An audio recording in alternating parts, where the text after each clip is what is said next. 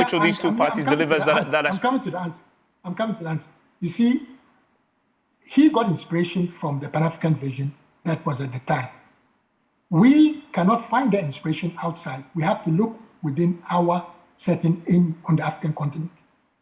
So now looking how does that leadership emerge? What are the challenges? You could see that now there are pockets of coup d'etats in Africa. And I'm not for a moment suggesting coup d'etats in Ghana, because we've had a very difficult experience, June 4, December 31st, and so on, which is quite recent. I was in secondary school then. So I have a good recollection. There are many people who are older and know a bit of that history. And I'm not for a moment suggesting going back to the military rule. But I'm saying those pockets of military, there's one significant thing through what is happening, and that is they want to kick out the French influence or in these countries, which is very progressive. Maybe the method could be wrong, but I'm saying it's progressive. We in Ghana, because now coming to your question, we in Ghana have embraced the multi-party system of democracy since 1992, and we've had the political stability. But unfortunately, and as I was pointing out earlier, I was in Ghana last month, and the economy is in a mess. And the average Ghanaian, I don't even know how the average Ghanaian survives. How he can make ends meet. How does he pay rent? How does he pay the bills and all that? And you have a vast number of unemployed people, majority youth.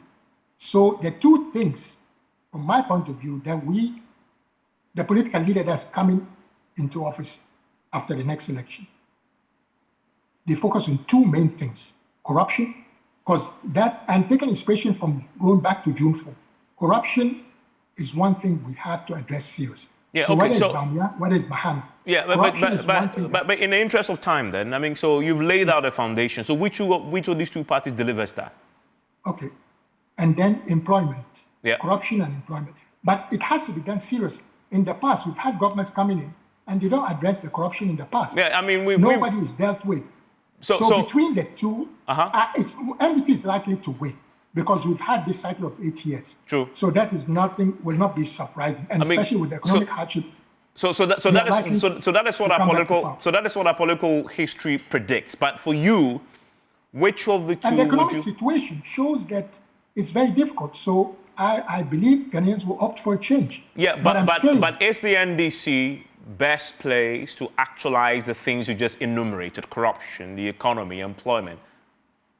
Historically, the NDC comes from a party or a tradition that had a crusade against corruption. So there's no reason why NDC cannot champion, or the NDC leadership cannot champion, a fight against corruption.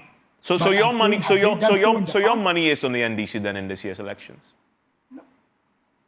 Yes, by the economic hardship, yes. But I'm saying that in the past, NDC did not prove that they have the political will to fight corruption. I had that problem with Professor Mose, and I had the same problem with John Mahama. So that's a big question, whether John Mahama can now turn around and become a different leader. When you're talking about MPP, there was corruption under Kufuor. There was this corruption now. I mean, will Bamia somehow, if he is to win, can he now turn the tables around and decide that you think, and I ask this question only because you joined the NDC before and you left. I mean, some of us were frustrated because it became business as usual. And I didn't see any change. And I mean, even 2012, even when I had left the NDC, I was shocked that NDC even won the 2012 election based on their performance.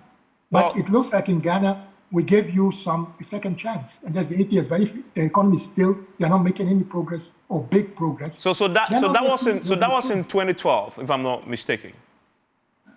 Yes. So that in total, we're talking about, it's been 12 years since. Do you see enough in the NDC to say they've changed? No. The problem is we don't seem to be making headway. The problem is leadership. But that's what I was trying to explain to you earlier, is that let's understand how someone like Nkrumah was able to bring about so much change and inspiration. It is because of the Pan-African agenda that he got inspiration from.